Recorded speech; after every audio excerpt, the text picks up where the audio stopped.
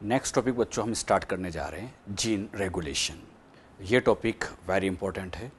इस टॉपिक को आपको एनसीईआरटी से भी पढ़ना है, मॉड्यूल से भी पढ़ना है।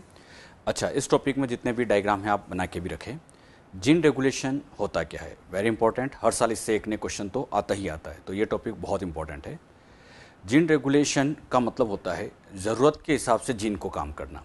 मतलब ज़रूरत है तो जीन अपना एक्सप्रेशन दिखाएगी, अपना प्रोडक्ट बनाएगी, प्रोटीन बनाएगी। अगर उसे ज़रूरत नहीं है तो अपना एक्सप्रेशन बंद कर देगी, प्रोटीन प्रोडक्ट बनाना बंद कर देती है। मान लीजिए बच्चों यहाँ पर ये कोई जीन है, इस जीन ने यहाँ पर ट्रांसक्रिप्शन किया, ट्रांसक्रिप्शन की वजह से एमआरएनए बना, फिर इसका ट्रांसलेशन हुआ और अल्टीमेटली बना प्रोटीन।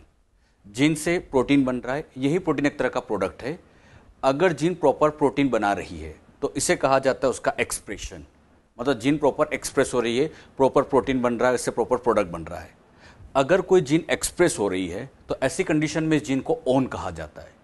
कहीं पे लिखा जाए जीन ऑन है, ऑन है मतलब आरएनए प्रोटीन बना रही है, एक्सप्रेस हो रही है। बायोलॉजी में स्पेशली हम जेनेटिक्स में देखें तो एक्सप्रेशन वर्ड बहुत बार बोला जाता है। एक्सप्रेशन का मतलब प्रोटीन बनना, प्रोडक्ट बनना। ये प्रॉपर प्रोटीन बनाए, प्रोडक्ट बनाए, तो उसी को हम कहते हैं इसका एक्सप्रेशन। और एक्सप्रेशन हो रहा है तो ऐसी कंडीशन में जीन को हम ऑन कहते हैं। अच्छा, इसी तरह से मान लीजिए फिर से ये जीन है। अब यहाँ पर इस प्रोटीन की ज़रूरत नहीं है, ये सेम जीन है। अब इस प्रोटीन की ज़रूरत नहीं है, प्रोटीन की ज़रूरत नहीं है, तो अब यहाँ पर ट्रांसक्रिप्शन नहीं करेंगे, ट्रांसलेशन नहीं होगा, क्योंकि जब आरएनए नहीं बना तो प्रोटीन कैसे बनेगा। ट्रांसक्रिप्शन नहीं हुआ, ट्रांसलेशन नहीं हुआ, मतलब यहाँ पर एक्सप्रेशन हुआ ही नहीं, नो एक्सप्रेशन एट ऑल, कोई एक्सप्रेशन हुआ ही नहीं। तो इस कंडीशन में इस जीन को कहेंगे ऑफ। जीन के दो फॉर्म है, एक फॉर्म तो होता है ऑन, एक फॉर्म होता है ऑफ। अगर वो एक्सप्रेस हो रही है तो उसको कहेंगे ऑन, और एक्सप्रेस नहीं हो रही तो ऑफ। अच्छा, बात आती है इसको ऑफ क्यों किया जाता है। ऑफ इसलिए करना पड़ता है ताकि इससे एनर्जी सेव हो सके। सपोज करिए इस प्रोटीन की ज़रूरत है, प्रोटीन की ज़रूरत है तो उसको बना रखा है। अगर इस प्रोटीन की ज़रूरत नहीं है लेकिन फिर भी इसको बनाया जाए, ज़रूरत नहीं है लेकिन फिर भी इसको बना रहे हैं, तो कहीं ना कहीं एनर्जी लॉस हो रही है, क्योंकि इसके लिए प्रोटीन बनाने के लिए एनर्जी चाहिए। हमने सीखा भी था एक अमाइनो एसिड को ऐड करने में 1 एटीपी 2 जीटीपी का खर्चा होता है। तो यहाँ प्रोटीन बनाने में एनर्जी खर्च होगी, साथ ही साथ आरएनए बनेगा, उसमें भी तो एनर्जी लगेगी। तो कहीं ना कहीं जब प्रोटीन की ज़रूरत ही नहीं है तो सेल अपनी एनर्जी बचाने के लिए इसको ऑफ कर देता है। ऑफ करने से फ़ायदा यह है कि प्रोटीन नहीं बनेगा तो सेल अपनी एनर्जी सेव कर लेगी। तो ज़रूरत के हिसाब से जीन को ऑन करना, ज़रूरत नहीं तो इसको ऑफ करना, तो ये जो ऑन ऑफ करना होता है इसी को कहा जाता है जीन रेगुलेशन। ये रेगुलेशन अपनी डेली लाइफ में भी होता है। जैसे ऐसे समझिएगा, मान लीजिए घर पर कोई फैन है, अगर हमें उस फैन की ज़रूरत है, गर्मी पड़ती है, अगर हमें उस फैन की ज़रूरत है तो हम इसका स्विच ऑन करके रखते हैं। लेकिन मान लीजिए हमें बाहर जाना है, घर पे कोई नहीं है, तो हम उस फैन को क्या कर देते हैं, ऑफ कर देते हैं। फैन को ऑफ क्यों कर देते हैं, ताकि एनर्जी सेव हो पाए, बिजली सेव हो पाए। तो एनर्जी को सेव करने के लिए हम ज़रूरत के हिसाब से ऑन ऑफ करते हैं, यही रेगुलेशन कहलाता है। तो सेल भी तो समझदार है, सेल को भी चाहिए कि ज़रूरत के हिसाब से काम किया जाए, और ज़रूरत के हिसाब से काम करना यही रेगुलेशन कहलाता है। आगे मैं कभी ऐसे बोलूं कि ये जीन ऑन है, समझ जाओगे, मतलब वो एक्सप्रेस हो रही है, ट्रांसक्रिप्शन ट्रांसलेशन हो रहा है। मैं कहूं जीन ऑफ है, समझ जाओगे, मतलब ट्रांसक्रिप्शन ट्रांसलेशन नहीं हो रहा है, कोई एक्सप्रेशन नहीं हो रहा है, तो उसको ऑफ कहा जाएगा। और ये ऑन ऑफ करना यही कहलाता है regulation. Gene regulation, gene regulation का मतलब होता है कि ज़रूरत के हिसाब से काम करना। ज़रूरत के हिसाब से मतलब होता है कि अगर किसी जीन से आरएनए बनाना है, प्रोटीन बनाना है, मतलब उस प्रोटीन की ज़रूरत है, तो उस टाइम उस जीन को ऑन कर देते हैं। और प्रोटीन की ज़रूरत नहीं है तो उस जीन का बनना ऑफ कर देते हैं। यानी ज़रूरत है तो ऑन करो, ज़रूरत नहीं तो उस जीन को ऑफ कर दो। और ये ऑन ऑफ करना यही जीन रेगुलेशन कहलाता है। इस जीन में कुछ स्पेशल टाइप की जीन्स होती है जो जीन रेगुलेशन में काम आती है। इनमें सबसे पहले नंबर पे जो जीन हम समझ रहे हैं वो है कॉन्स्टिट्यूटिव जीन। कॉन्स्टिट्यूटिव जीन का ही एक नाम और होता है house keeping gene. Constitutive gene उस जीन को कहा जाता है जो जीन सेल में हमेशा काम करती रहती है, मतलब जो कभी ऑफ नहीं होती, जो जीन हमेशा ऑन रहती है, उसी जीन को कहा जाता है कॉन्स्टिट्यूटिव जीन। तो this genes are always remain active. जो जीन हमेशा एक्टिव रहती है, ऑलवेज ऑन रहती है, उसी को हम कॉन्स्टिट्यूटिव जीन कहते हैं। अच्छा, ये अगर हमेशा ऑन है, हमेशा ऑन होती है, तो इसको कभी ऑफ करना नहीं होता है। तो इसमें रेगुलेशन जैसी कोई रिक्वायरमेंट नहीं होती है, क्योंकि ये तो हमेशा ऑन है। इसको बच्चों आप ऐसे समझिएगा, जैसे ये जीन है, इस जीन से mRNA बना, mRNA से प्रोटीन बना, ट्रांसक्रिप्शन हुआ, ट्रांसलेशन हुआ, प्रोटीन बना। अच्छा, प्रोटीन बना रही है, मतलब ये जीन यहाँ पर ऑन है। अब खास बात, इस प्रोटीन की जरूरत हमें हमेशा है, मतलब ये प्रोटीन सेल को हमेशा चाहिए, कुछ ना कुछ काम में हमेशा बनता रहना चाहिए, और हमेशा बनता रहना चाहिए मतलब ये जीन ऑलवेज ऑन होनी चाहिए। ये जीन कभी भी ऑफ नहीं होना चाहिए, क्योंकि अगर ये ऑफ हो गई, ये ऑफ हो गई तो ये प्रोटीन नहीं बनेगा, और अगर ये प्रोटीन नहीं बना तो इस प्रोटीन की डेफिशिएंसी से हम भी परमानेंटली ऑफ हो जाएंगे, मतलब अपनी भी डेथ हो जाएगी। तो अपनी सेल को सर्वाइव करने के लिए कुछ जीन, सभी नहीं, कुछ जीन ऐसी होती है जिनका ऑलवेज ऑन होना बहुत जरूरी है, और जो जीन हमेशा ऑन रहती है, ऑलवेज ऑन रहती है, इन्हीं ऑलवेज ऑन रहने वाले जीन को कहा जाता है कॉन्स्टिट्यूटिव जीन। और इनको ऑलवेज ऑन क्यों रखा जाता है?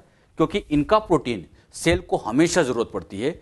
इसको ऑन रखने का पर्पस ये है क्योंकि इनका प्रोडक्ट जो है, प्रोडक्ट मतलब प्रोटीन, कि इनका जो प्रोडक्ट होता है constant needed for cellular activity, cell की एक्टिविटी के लिए इनका प्रोटीन हमेशा चाहिए। अच्छा, इसे कभी ऑफ करना नहीं है, इसको हमेशा ऑन ही रखना है, ऑफ करने की जरूरत ही नहीं है। और जब ऑफ करने की जरूरत नहीं है तो इसका रेगुलेशन करना ही नहीं है। रेगुलेशन तो कब करना होता है? जब ऑन ऑफ करना हो, लेकिन ये तो परमानेंटली ऑन है, तो इसमें रेगुलेशन की नीड नहीं होती है। For this gene no needs of regulation, regulation की नीड है ही नहीं, कोई रेगुलेशन करना ही नहीं है, क्योंकि ये तो हमेशा ऑन है, तो इनका रेगुलेशन बच्चों हम करते भी नहीं है। एग्जाम्पल जैसे हम बात करें जीन फॉर ग्लाइकोलाइसिस, ग्लाइकोलाइसिस में ग्लूकोज को तोड़ते हैं, ग्लूकोज को तोड़ते हैं तो इससे एनर्जी मिलती है, अल्टीमेटली एनर्जी मिलती है। ग्लूकोज को तोड़ने का पर्पस है एनर्जी मिलना। अब आप जानते हो हमारे अंदर एनर्जी हमेशा चाहिए, चाहे हम पढ़ाई करें, चाहे हम नींद निकालें, एनर्जी तो हमेशा चाहिए। और एनर्जी हमेशा चाहिए तो इसको तोड़ने के लिए, ग्लूकोज को तोड़ने की जो जीन्स होती है वो हमेशा ऑन होनी चाहिए। हमेशा ऑन होगी तभी हमें पर हमेशा एनर्जी मिलती रहेगी। तो ग्लाइकोलाइसिस के एंजाइम की जो जीन्स होती है वो हमेशा यहाँ पर ऑन ही रहती है, मतलब वो एक तरह का कॉन्स्टिट्यूटिव जीन का एक बढ़िया एग्जाम्पल होता है। तो कॉन्स्टिट्यूटिव जीन में, कॉन्स्टिट्यूटिव जीन मतलब हाउसकीपिंग जीन, और उसका एक बेस्ट एग्जाम्पल ग्लाइकोलाइसिस के एंजाइम्स की जो जीन होती है। इसमें क्या क्या याद रखना है? ये जीन हमेशा ऑन रहती है, इसका प्रोटीन हमें हमेशा चाहिए, कभी ऑफ करना नहीं है, रेगुलेशन करना नहीं है। बात समझ में? नेक्स्ट नंबर पे जो जीन आती है और वो है non constitutive gene. Non constitutive gene को एक नाम और दिया जाता है स्मार्ट जीन। स्मार्ट जीन का मतलब होता है कि इनकी वर्किंग स्मार्ट तरीके से होती है। लग्जरी जीन मतलब इनकी वर्किंग लग्जरी होती है, इसलिए इनको लग्जरी जीन भी कहा जाता है। बात आती है पहले नॉन कॉन्स्टिट्यूटिव जीन कहते हैं किसको है? नॉन कॉन्स्टिट्यूटिव जीन उसको कहते हैं जो जीन हमेशा एक्टिव नहीं होती है, मतलब जिसमें ऑन ऑफ होता रहता है, जरूरत है तो ऑन, जरूरत नहीं तो ऑफ। तो जिनमें ऑन ऑफ होता रहता है उन्हीं जीन को नॉन कॉन्स्टिट्यूटिव जीन कहा जाता है। यहां बच्चों इसको आप ऐसे समझ सकते हो, इस प्रोटीन की जरूरत है तो बताओ जीन कैसी है? ऑन है, जीन को ऑन कर रखा है। अब ये प्रोटीन बनता गया, मान लीजिए इसकी अमाउंट ज्यादा हो गई, इस प्रोटीन की अमाउंट ज्यादा हो गई, तो अब इस प्रोटीन को बनने से रोकना पड़ेगा, और इस प्रोटीन को बनने से रोकने के लिए अब इस जीन को ऑफ कर देंगे। मतलब ऑफ कर देंगे यानी आरएनए नहीं बनाएंगे तो प्रोटीन नहीं बनेगा, तो आरएनए प्रोटीन बनना बंद कर देंगे यानी ऑफ हो जाएगी। तो मुझे बताओ, जब जरूरत है तो ऑन है, जरूरत नहीं तो ऑफ है। तो जरूरत नहीं है तो ऑफ कर देंगे, जरूरत हुई तो ऑन कर देंगे। तो इनका ऑन ऑफ होता रहता है, और ये ऑन ऑफ करना यही तो एक तरह का क्या कहलाता है? रेगुलेशन। तो ये जीन जरूरत के हिसाब से ऑन ऑफ रहती है, इसीलिए इनको कहा जाता है नॉन कॉन्स्टिट्यूटिव जीन। कॉन्स्टिट्यूटिव तो किसको कहते हैं? जो हमेशा ऑन रहती है, लेकिन ये जरूरत के हिसाब से ऑन ऑफ होती रहती है, तो इनको नॉन कॉन्स्टिट्यूटिव जीन कहते हैं। इन्हीं को दूसरा नाम दिया गया स्मार्ट या लग्जरी जीन, क्योंकि इनकी वर्किंग स्मार्ट है। ये स्मार्ट तरीके से काम करती है कि जरूरत के हिसाब से ऑन ऑफ होती रहती है, स्मार्ट तरीके से वर्किंग है, इसलिए इनको हम कहते हैं स्मार्ट या लग्जरी जीन। अच्छा, इसका प्रोटीन हमेशा नहीं मिलता, यानी इस जीन की एक खास बात होती है कि इसका प्रोटीन सेल की एक्टिविटी के लिए हमेशा नहीं चाहिए, और हमेशा नहीं चाहिए इसलिए तो ऑन ऑफ कर रहे हैं। तो इस तरह के जीन में रेगुलेशन करना पड़ेगा, मतलब जरूरत के हिसाब से ऑन करना पड़ेगा, जरूरत नहीं तो ऑफ करना पड़ेगा, इनमें रेगुलेशन करना पड़ता है। ये जीन अब यहां पर 2 टाइप्स की होती है, यानी नॉन कॉन्स्टिट्यूटिव जीन को भी 2 पार्ट में डिवाइड किया गया है। इसमें एक होती है इंड्यूसिबल टाइप और एक होती है रिप्रेसिबल टाइप। इंड्यूसिबल का मतलब ये होता है ये जनरली ऑफ रहती है। जनरली कैसी है? ऑफ, मतलब प्रोटीन नहीं बनाती, लेकिन जरूरत पड़ने पे ऑन करना पड़ेगा, तो जरूरत होने पर ये ऑन हो जाती है। तो इसको ऑन करने के लिए इंड्यूस किया जाता है, ऑन करने के लिए इंड्यूस किया जाता है, इसलिए इसको इंड्यूसिबल कहा जाता है। यानी इसको इंड्यूस करते हैं, ऑन कराते हैं, इसलिए इसको इंड्यूसिबल कहते हैं। अच्छा, रिप्रेसिबल में उल्टा हो जाएगा। यहां ये जनरली ऑन रहेगी, जनरली ऑन मतलब जनरली प्रोटीन बनाती रहेगी, लेकिन जरूरत नहीं होगी तो उस टाइम इसको ऑफ कर लेंगे। तो जरूरत नहीं होगी तो इसको ऑफ कर लेंगे। ऑफ कर रहे हैं मतलब एक तरह से रिप्रेस कर रहे हैं, इसलिए इसको रिप्रेसिबल कहा जाता है। इंड्यूसिबल, रिप्रेसिबल, डिफरेंस समझ में आ रहा है? इंड्यूसिबल उसको कहते हैं जिसमें ऑफ से ऑन करते हैं, और रिप्रेसिबल में ऑन से ऑफ करते हैं। यह बात आप ध्यान भी रखिएगा। आगे मैं आपसे कहूं कि ये इंड्यूसिबल ऑपेरॉन है, रिप्रेसिबल ऑपेरॉन है, तो कैसे पहचानोगे? जनरली देखना, ऑफ से ऑन करना है तो वो इंड्यूसिबल टाइप का होगा, इंड्यूस करेंगे, और उल्टा करना हो, ऑन से ऑफ करना है तो रिप्रेसिबल। आगे बच्चों हम दो तरह के ऑपेरॉन समझेंगे।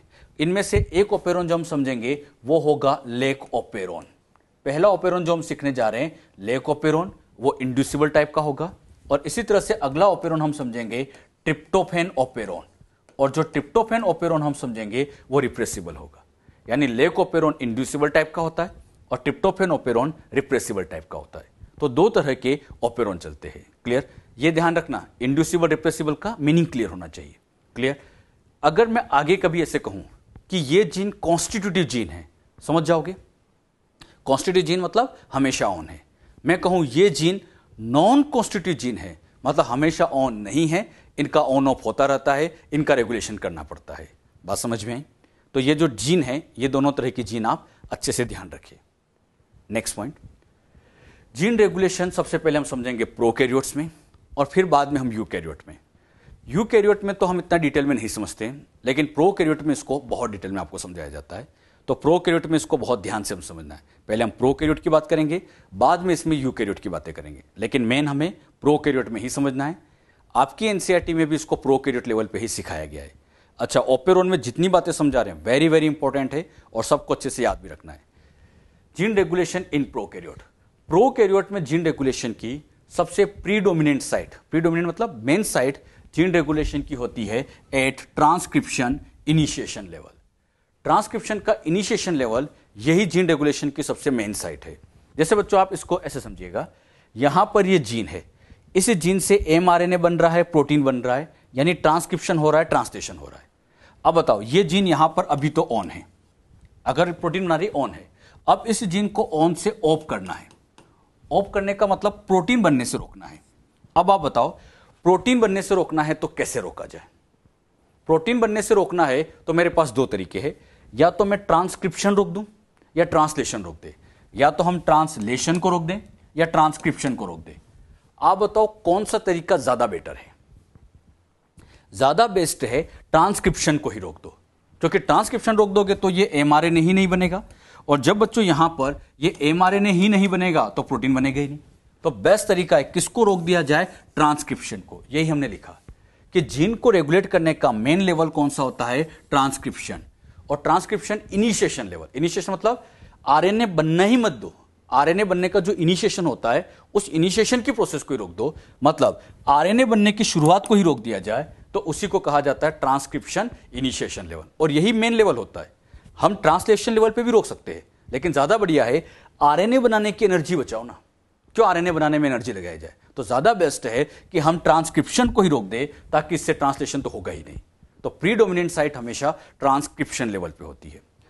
अच्छा, मैकेनिज्म, जीन रेगुलेशन की जो मैकेनिज्म है, डिटेल यहां पर प्रोकैरियोट में समझाने वाले टू साइंटिस्ट थे, Jacob and Monod.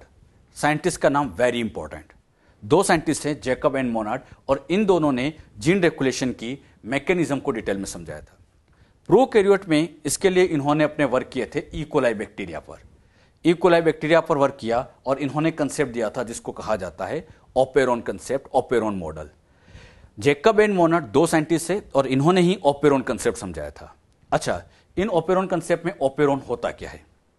Operon groups of genes with related function, जो भी रिलेटेड फंक्शन की जीन है जो ग्रुप में है, प्रेजेंट ऑन सेम क्रोमोसोम, जो एक ही क्रोमोसोम पे प्रेजेंट होती है, and act as a regulatory unit, एक रेगुलेटरी यूनिट की तरह काम करे, उसी को मिला के कहा जाता है ऑपेरॉन। इसको सिंपली ऐसे समझो, कई सारी जीन है मिलकर, जो कि एक फंक्शन से रिलेटेड फंक्शन वाली है, बहुत सारी जीन रिलेटेड फंक्शन वाली है, सेम डीएनए पे प्रेजेंट है और जिनका रेगुलेशन जो एक यूनिट की तरह काम करती है, जिनका रेगुलेशन एक साथ होता है, उन्हीं को हम ओपेरोन कहा जाता है। ओपेरोन ओपेरा से लिया गया है। ओपेरोन शब्द ओपेरा से लिया गया है। ओपेरा का मतलब होता है मिल के काम करना। जैसे पुराने जमाने में मान लीजिए कुछ ओपेरा चलते थे। ओपेरा मतलब उसमें बहुत सारे एक्ट करने वाले होते थे, वो मिल के एक्ट करते थे। इसको ऐसे समझिएगा, मान लीजिए कोई बढ़िया म्यूजिक बनाना है। म्यूजिक बनाने के लिए, म्यूजिक को कंपोज करने के लिए कई लोगों की जरूरत पड़ती है। उसमें कोई ड्रम बजाता है, कोई हारमोनियम बजाता है, कोई ढोल बजाता है, ऐसे कई लोगों की जरूरत पड़ती है। अगर उन सब लोग में कोऑर्डिनेशन है तब तो परफेक्ट म्यूजिक बनेगा। लेकिन वहां पे हारमोनियम वाला कुछ अलग बजा रहा है, ढोल वाला अलग पीट रहा है, तो बताइए क्या परफेक्ट म्यूजिक बन पाएगा? नहीं बन पाएगा। परफेक्ट म्यूजिक बनाने के लिए, परफेक्ट म्यूजिक को कंपोज करने के लिए सब में आपस में कोऑर्डिनेशन होना जरूरी है। और कोऑर्डिनेशन से काम करना, इसी को कहा जाता है ओपेरा। और उसी ओपेरा से शब्द बना ओपेरोन। ओपेरोन का मतलब एक कोऑर्डिनेशन से एक यूनिट की तरह काम करना, उसको हम ओपेरोन कहा जाता है। जैसे बच्चों इसको आप ऐसे समझ सकते हो, ये मान लीजिए डीएनए है। डीएनए का एक पार्ट ही है। इस डीएनए के पार्ट पर ऐसे अलग अलग जीन है। जैसे यहां आई जीन है, आई मतलब रेगुलेटरी जीन होती है, पी प्रमोटर है, ऑपरेटर जीन है, ZYA इस तरह की स्ट्रक्चर जीन है। तो आप बताओ यहां एक जीन है या बहुत सारी? कई सारी जीन है। स्ट्रक्चर जीन है, ऑपरेटर जीन है, प्रमोटर जीन है, आई जीन है, तो बहुत सारी जीन है। ये सारी जीन रिलेटेड फंक्शन वाली है। मान लीजिए सारी जीन लैक्टोज के मेटाबॉलिज्म वाली, लैक्टोज के मेटाबॉलिज्म से रिलेटेड है।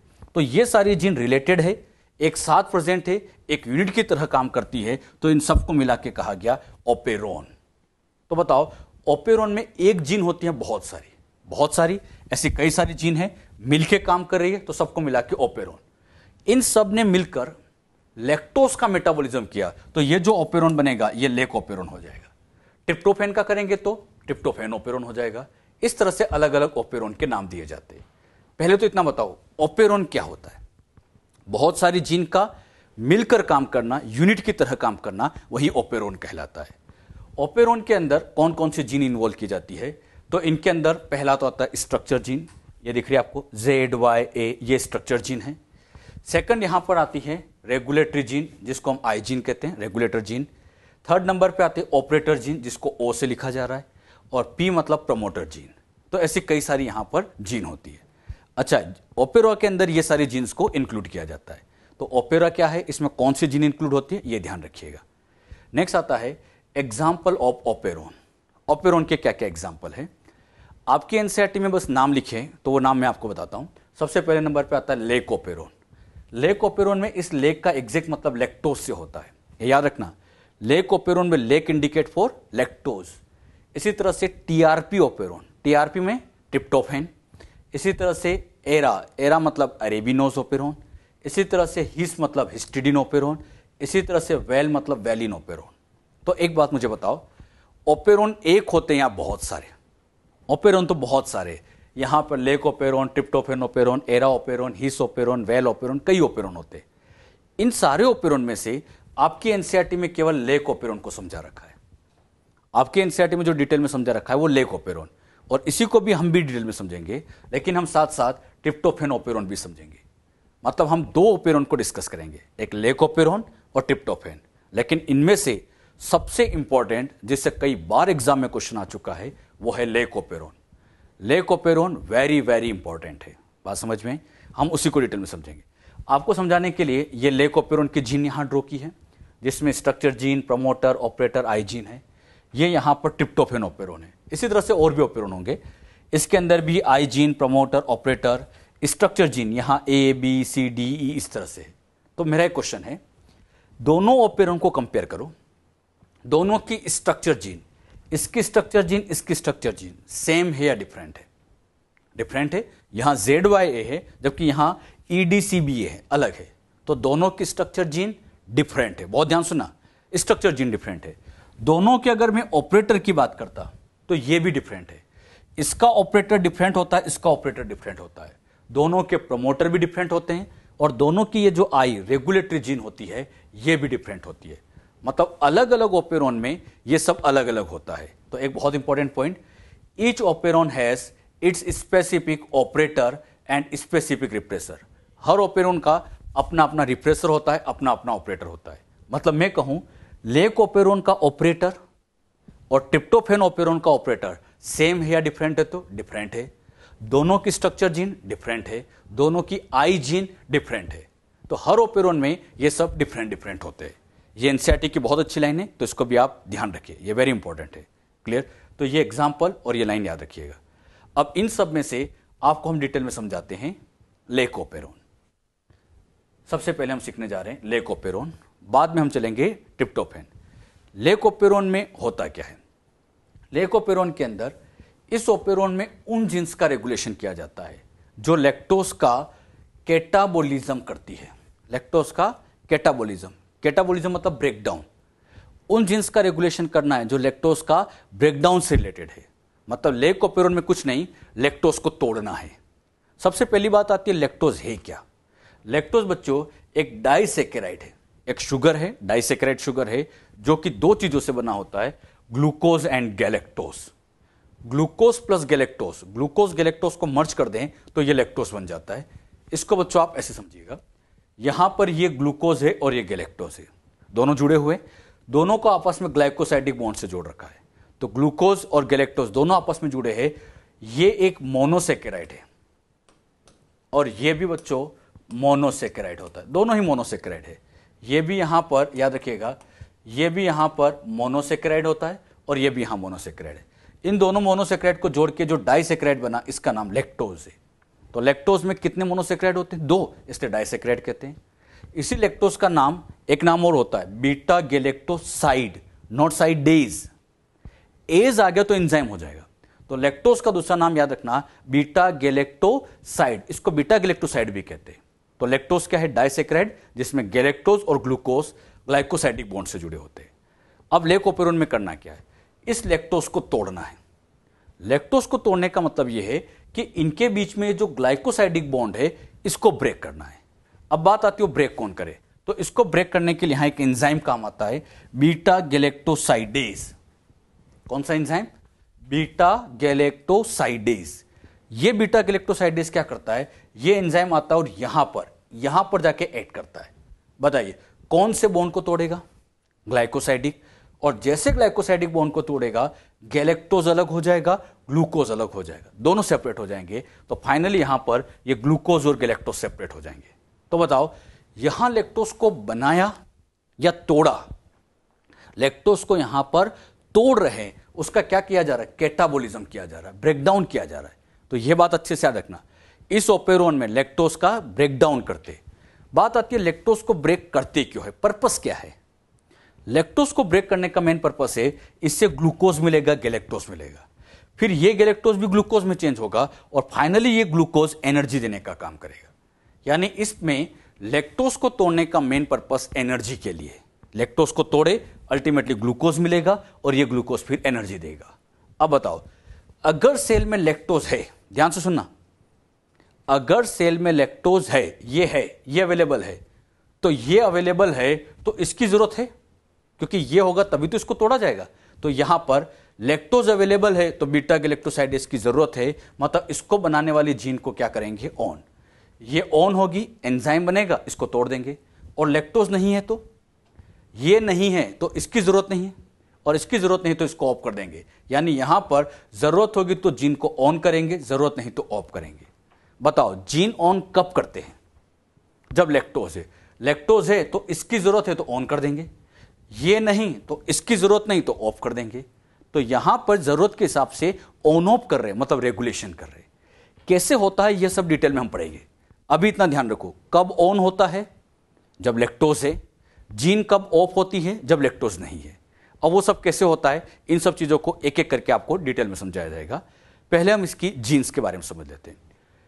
लेकोपेरोन में कौन कौन सी जीन्स इन्वॉल्व होती है? Genes of लेकोपेरोन।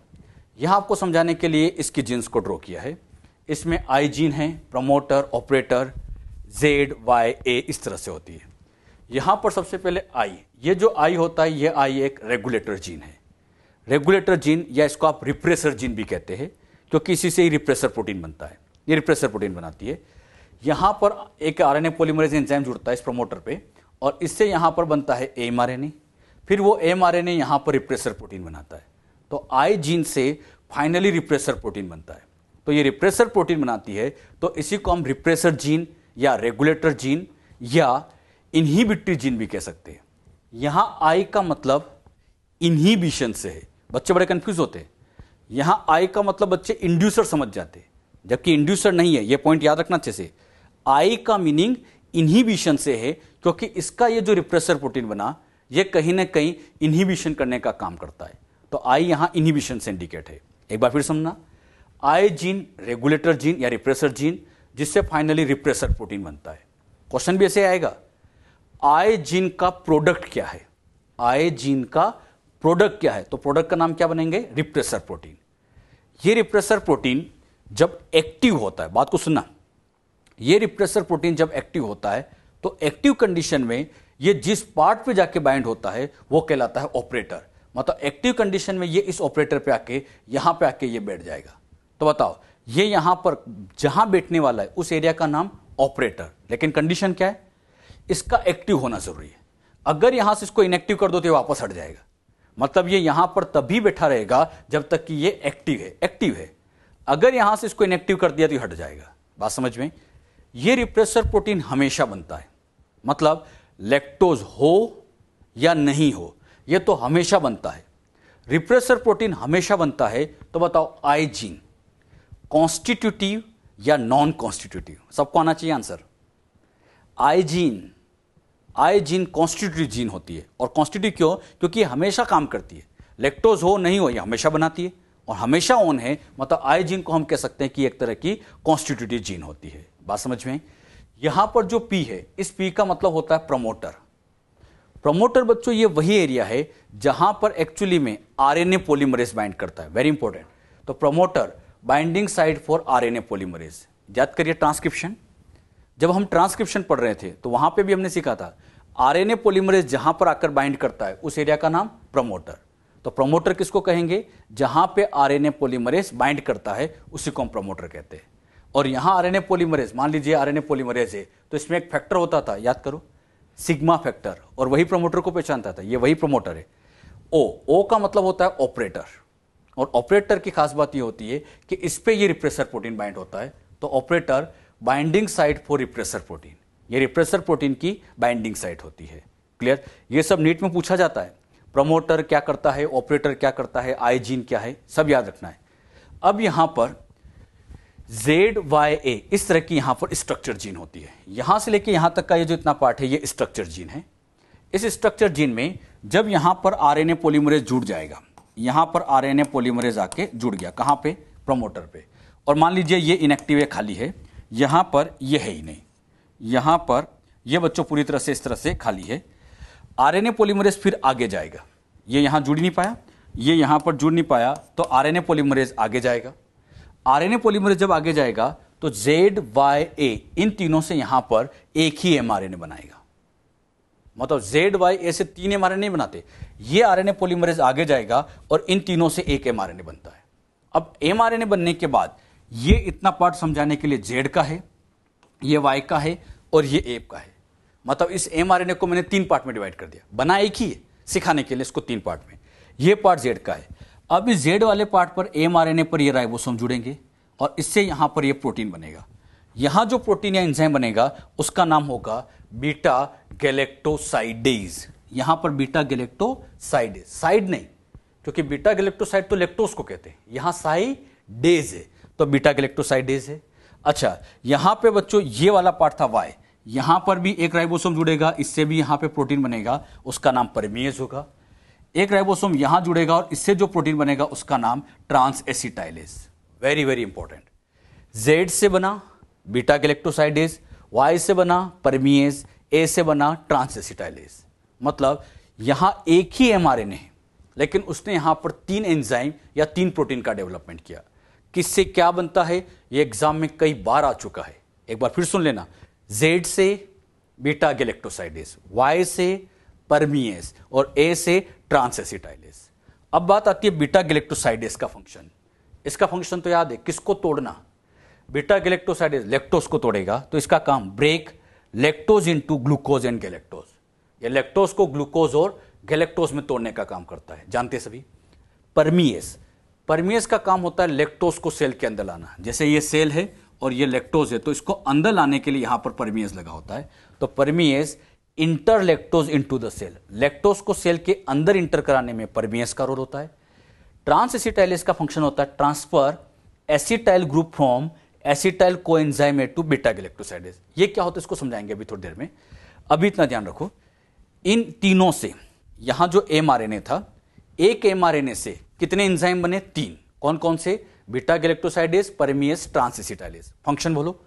बीटा गैलेक्टोसाइडेज का काम लैक्टोज को तोड़ना, परमीएज नाम से समझ में आना, परमिएबिलिटी बढ़ाना, लैक्टोज को सेल के अंदर परमिएबल कराता है, और ट्रांस एसिटाइलेज एसिटाइल ग्रुप को क्या करता है? ट्रांसफर करता है। मेरा क्वेश्चन, कितने एमआरएनए हैं? यहां पर ये वाला कितना एमआरएनए? एक एमआरएनए एक से ज्यादा प्रोटीन बना रहा है, एक से ज्यादा पॉलीपेप्टाइड बना रहा है। एक एमआरएनए एक से ज्यादा पॉलीपेप्टाइड का बनाना, मोनोसिस्टोनिक, पॉलीसिस्टोनिक। पॉलीसिस्टोनिक यानी हम कह सकते हैं कि ये जो एमआरएनए है ये एग्जैक्टली कौन से नेचर का है? पॉलीसिस्टोनिक नेचर का है। तो यहां एमआरएनए का नेचर पॉलीसिस्टोनिक होता है।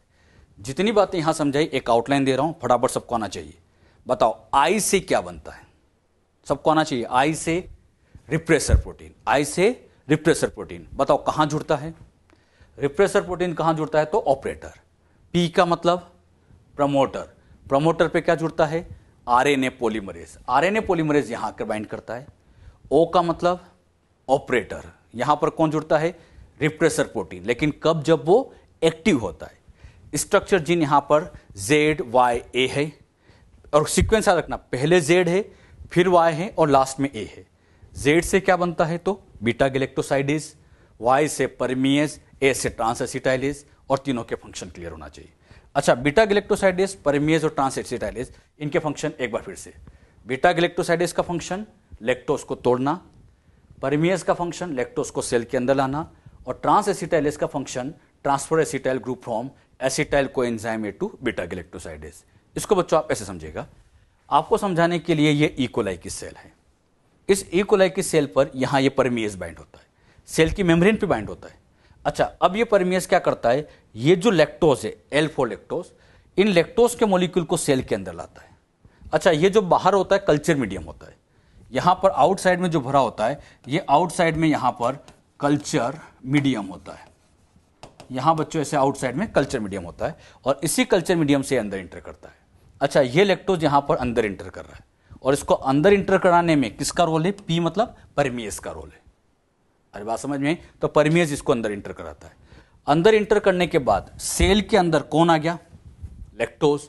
अब इस लैक्टोज को तोड़ने का काम बीटा गैलेक्टोसाइडेज कराता है, और यही बीटा गैलेक्टोसाइडेज इसको तोड़कर ग्लूकोज और गैलेक्टोज बनाता है। मतलब लैक्टोज टूटेगा, ग्लूकोज, गैलेक्टोज। तो लैक्टोज को तोड़ने का काम सेल के अंदर, लेकिन इस लैक्टोज को अंदर लाने वाला परमीएज होता है। बात समझ में? बात आती है, इसका फंक्शन हमें अच्छे से क्लियर है, इसका फंक्शन क्लियर है। ट्रांस एसिटाइलेज का क्या काम है? तो ट्रांस एसिटाइलेज का फंक्शन ध्यान समझिएगा। ये बच्चों एसिटाइल कोएंजाइम है। इस एसिटाइल कोएंजाइम में से ये बीटा गैलेक्टोसाइडेज है, यही वो एंजाइम बीटा गैलेक्टोसाइडेज। इसकी एक्टिविटी को इनहेंस करने के लिए इसके साथ ये एसिटाइल ग्रुप जोड़ा जाता है। ट्रांस एसिटाइलेज मतलब एसिटाइल ग्रुप को ट्रांसफर करने वाला। तो यहां से एसिटाइल ग्रुप को ट्रांसफर करने वाला है ट्रांस एसिटाइलेज होता है। तो ये क्या करेगा? इस एसिटाइल ग्रुप को यहां से हटा के यहां जोड़ेगा। यहां से एसिटाइल ग्रुप को हटाया और यहां जोड़ दिया। तो एसिटाइल ग्रुप को यहां जोड़ने वाला ये ट्रांस एसिटाइलेज होता है। एक बार फिर समझना, नाम से समझ में आता है। ट्रांस एसिटाइलेज एसिटाइल ग्रुप को ट्रांसफर करेगा। बस याद रखो कहां से कहां? एसिटाइल कोएंजाइम ए से बीटा गैलेक्टोसाइडेज। बीटा गैलेक्टोसाइडेज पर जैसे एसिटाइल ग्रुप जुड़ता है ताकि इसकी एक्टिविटी इनहेंस हो जाए। बात समझ में? तो तीनों के फंक्शन क्लियर होना चाहिए। पहले का फंक्शन बीटा गैलेक्टोसाइडेज का लैक्टोज तोड़ना, परमीएज का काम लैक्टोज को अंदर लाना, और जो लैक्टोज अंदर आए वो तोड़ने का काम ये करेगा, और ट्रांस एसिटाइलेज एसिटाइल ग्रुप को ट्रांसफर करता है। तो किसके क्या फंक्शन है? क्लियर सबको? अभी बच्चों हमने जीन रेगुलेशन में कौन कौन से जीन हैं और उनके क्या फंक्शन है ये सब तो हमने समझ लिया है। अब ये जीन कैसे मैकेनिज्म करती है, कैसे लैक्टोज आते ही जीन ऑन हो जाती है, कैसे लैक्टोज खत्म होते जीन ऑफ हो जाती है, उसकी मैकेनिज्म की पूरी प्रोसेस आपको नेक्स्ट क्लास में समझाई जाएगी। इससे रिलेटेड अभी आपके दिमाग में कोई डाउट भी आता है तो वो डाउट अभी आप ध्यान रखें, मतलब अपने पास ही रखें। इसको अगली क्लास में जब आप पढ़ेंगे तो अपने आप ये सारे डाउट क्लियर हो जाएंगे, क्योंकि इसमें अभी बच्चों के दिमाग में आता है कि सर ये कैसे कैसे प्रोसेस हो गई है। इसमें कई सारी चीज़ें आपके दिमाग में आ सकती है, तो ये सब प्रोसेस नेक्स्ट क्लास में आपको अच्छे से समझ में आएगी। अभी हमने केवल जीन्स क्या काम करती है वो सीखा है, अभी हमने ये नहीं सीखा है कि ये जीन्स की वजह से एक्चुअली में कैसे कैसे मैकेनिज्म होगी।